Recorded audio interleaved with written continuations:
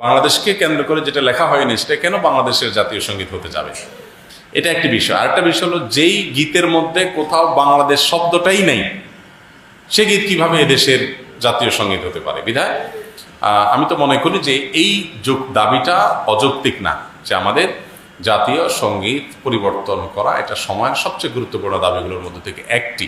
দেশের জাতীয় সঙ্গীত পরিবর্তন করার জন্য অনেকে বলা বলি করছেন, এটা পরিবর্তন করা উচিত কিনা, ইসলামের আলোকে জানতে চাই। জাতীয় সঙ্গীত পরিবর্তন করার দাবি এবারে শুধু উঠছে তা নয়, এর আগেও বারবার উঠেছে, আপনারা জানেন। কেন উঠেছে সেটা নিয়ে তর্ক আছে, বিতর্ক আছে, এটা উঠা উচিত কিনা বা এর সঙ্গে থাকা উচিত কিনা, বা জাতীয় কোনো গীত, জাতীয় কোনো স্লোগান থাকা উচিত নাকি সেটা পরিবর্তন করা দরকার, সেটা নিয়ে আলোচনা হতে পারে।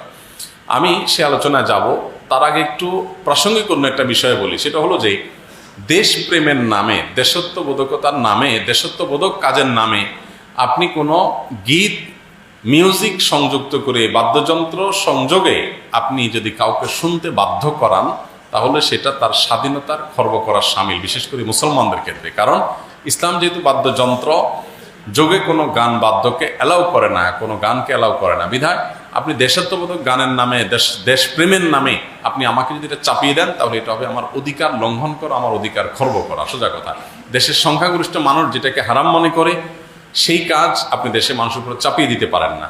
হ্যাঁ, দেশের একটা স্লোগান থাকলো, একটা গীত থাকলো, সেটার কথা মানার ভিতরে যদি আপত্তিকর কোনো কিছু না থাকে, সেটা ভিন্ন বিষয়, অবশ্যই সেটা গ্রহণযোগ্য হতে পারে। এবার আসা যাক এই গানটা নিয়ে, যে আমাদের যে জাতীয় সঙ্গীত আছে, আপনারা জানেন যে রবীন্দ্রনাথের লেখা এই গানটি বাংলাদেশের জন্মেরও আরো বহু আগে তিনি লিখেছেন। তো এই গীতটা মূলত বাংলাদেশকে কেন্দ্র করে লেখা হয়নি। বাংলাদেশকে কেন্দ্র করে যেটা লেখা হয়নি সেটা কেন বাংলাদেশের জাতীয় সঙ্গীত হতে যাবে, এটা একটি বিষয়। আরেকটা বিষয় হলো, যেই গীতের মধ্যে কোথাও বাংলাদেশ শব্দটাই নেই, সে গীত কিভাবে এদেশের জাতীয় সঙ্গীত হতে পারে? বিধায় আমি তো মনে করি যে এই দাবিটা অযৌক্তিক না, যে আমাদের জাতীয় সঙ্গীত পরিবর্তন করা এটা সময়ের সবচেয়ে গুরুত্বপূর্ণ দাবিগুলোর মধ্যে থেকে একটি। আরেকটা এখানে বিষয় হলো যে আপনারা জানেন যে হিন্দু ধর্মাবলম্বীরা তারা পূজনীয় বা দেবতা তুল্য এরকম কিছু মানুষ বা কোনো ব্যক্তি বা বস্তু থাকে, তাদেরকে তাদের দৃষ্টিতে তারা সেগুলোকে মা বলে সম্বোধন করে। ইসলাম আমাদেরকে এরকম কোনো ধারণা দেয় না। মাতৃভূমির প্রতি ভালোবাসা এটা একটা স্বকীয় বিষয়, এটার জন্য মুসলমান হওয়া প্রয়োজন নাই, এটার জন্য মানুষ হওয়া যথেষ্ট। শুধু মানুষ কেন, অন্যান্য প্রাণীর মধ্যেও কি আছে, নিজের ভূমির প্রতি নিজের টান আছে।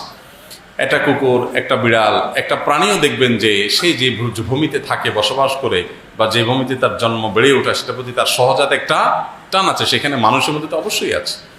আমাদের প্রিয় নবী সাল্লাল্লাহু আলাইহি ওয়াসাল্লাম মক্কা থেকে যখন হিজরত করে মদিনায় আসছেন, তাকে যখন কেবলা পরিবর্তন নির্দেশ করা হলো, তিনি যখন ফিলিস্তিনের দিকে নামাজ আদায় করছিলেন, তিনি বারবার করে মক্কার দিকে যেন কেবলা করে নামাজ পড়তে পারেন, নিজের মাতৃভূমির দিকে ফিরে যেন তার সালাত আদায় করতে পারেন, সেজন্য আল্লাহর কাছে বারবার করে বিভিন্নভাবে আর্গুমেন্ট পেশ করছিলেন। আল্লাহ তাআলা কোরআনে সেটা উল্লেখ করেছেন, ফালানুওয়াল্লিয়ান্নাকা কিবলাতান তারদাহা। হে রাসূল, অচিরে আপনাকে আপনার মনের মতো আপনি যে কেবলার প্রত্যাশা করছেন সেদিকে ফিরে সালাত আদায় করার নির্দেশ দান করবে। এখান থেকে বোঝা যায় মাতৃভূমির প্রতি সহজাত টান থাকা এটা একেবারে প্রাকৃতিক একটি বিষয়। বিধায় এটার জন্য কোনো জাল হাদিস বানানোর কোনো প্রয়োজন নাই, যে হব্বুল্লাতন মিনাল ইমান, দেশপ্রেমের অঙ্গ, এরকম কোনো হাদিস নবী সাল্লাল্লাহু আলাইহি ওয়াসাল্লাম বলেন নাই। নবী সাল্লাল্লাহু আলাইহি ওয়াসাল্লাম নিজেই নিজের মাতৃভূমিতে তার ভালোবাসা ছিল। সো একজন মানুষ হিসেবে আমাদের মধ্যে সেটা থাকবে, দায়িত্বশীলতা থাকবে, সেটাই স্বাভাবিক। আলাদা করে জাল হাদিস বানানোর প্রয়োজন না। যাই হোক, তো মাতৃভূমির প্রতি টান এক জিনিস, আর সেটাকে পূজা করা আরেক জিনিস। ইসলাম আমাকে এটাকে পূজনীয় করতে বলে নাই। বিধায় সংখ্যাগরিষ্ঠ মানুষের বিশ্বাসের সাথে যেমন যায় না, এই গীত বাংলাদেশকে কেন্দ্র করে লেখা হয় নাই, এটা বাংলাকে কেন্দ্র করে লেখা হচ্ছে, যেটা পশ্চিমবঙ্গ পূর্ববঙ্গ মিলায়। অতএব এই জ্ঞান মূলত এই দেশের জন্য না, যার কারণে এই গীত বা স্লোগান বাংলাদেশের এটা পরিবর্তন হওয়াটাই হলো যৌক্তিক। এটাকে যারা মনে করেন অপরিবর্তনীয় বা পরিবর্তনের দাবি তুললেই যারা মনে করেন যে বোধহয় সব গেল, তারা কি এটাকে কোরআন হাদিস মনে করেন নাকি, যে কোরআন হাদিসে এটা পরিবর্তন করা যায় না, এটা তো পরিবর্তনযোগ্য। অতএব এটা পরিবর্তন করার দাবিটা আমি ব্যক্তিগতভাবে মনে করি যে অযৌক্তিক নয়।